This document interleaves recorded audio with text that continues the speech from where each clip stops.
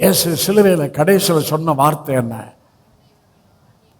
பிதாவே, பிதாவே இவர்களுக்கு, பிதாவிட்ட பேசுறாருங்க, பரிந்து பேசுறாருங்க.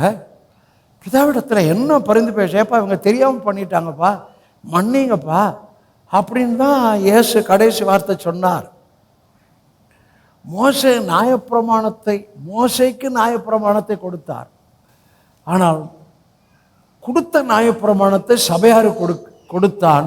ஆனால் மோசே நியாயப்பிரமாணத்தில் இல்லை.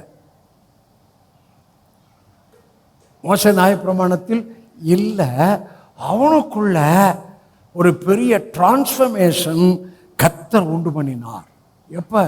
2 தடவை மேலே போகிறான் பாருங்க, 40 நாள். அங்கே அவன் யாரை பார்த்தான்? முகத்தை பார்த்தான், முகமுகமாய் பார்த்தான். அப்படிதானே சொல்லுது. அப்ப அவர் முகத்தை பார்த்ததுனால அவர் முகத்தின் பர்சனாலிட்டி மோசேக்குள்ள வந்துருச்சு. ஆகவே இயேசு பிதாவிடத்தில் பரிந்து பேசுறது போல இஸ்ரவேல் ஜனங்களுக்காக மோசே பரிந்து, எப்பா விட்டு நான் அழிச்சிடுறேன், இவன் எப்பா அப்படிலாம் இல்லைப்பா, நீங்கள் அழிச்சிட்டா உங்கள் நாமத்துக்கு அவகீர்த்தி ஆகும்பா.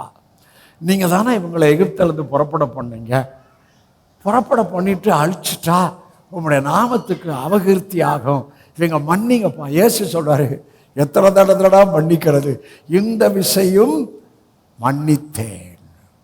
அவர் மன்னிப்பு பெருசையா. ஹல்லேலூயா. அவர் மன்னிப்பு பாவத்தை விட பெருசு. யார் இந்த மன்னிப்பை முழுமையா புரிஞ்சுக்கிறாங்களோ அவங்க குற்ற மனசாட்சி இல்லாமல் இருப்பாங்க. மன்னிப்பை பேசுகிற சபை, மனதுக்கு அடுத்த காரியத்தை பேசுகிற சபை, தன்னுடைய மக்களுக்கு விசுவாசத்தை, தைரியத்தை, நம்பிக்கையை கொடுப்பது மாத்திரமல்ல, அவங்களுக்குள்ள குற்ற உணர்வு இருக்காது.